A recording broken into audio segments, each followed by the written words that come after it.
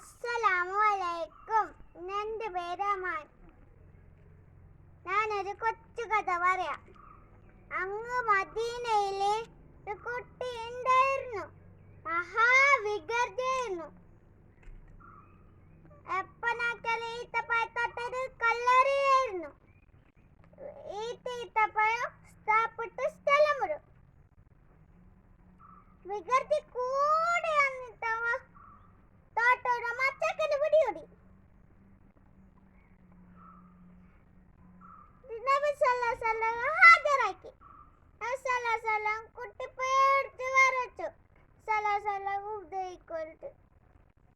നബി സല്ലല്ലാഹു അലൈഹി വസല്ലം തലോട് പിടിച്ചു. മോനെ, മരത്തിൽ കല്ലെറിയരുത് മോനെ.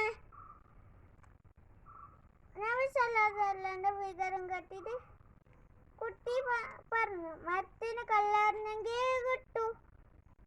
നബി സല്ലല്ലാഹു അലൈഹി വസല്ലം പറഞ്ഞു,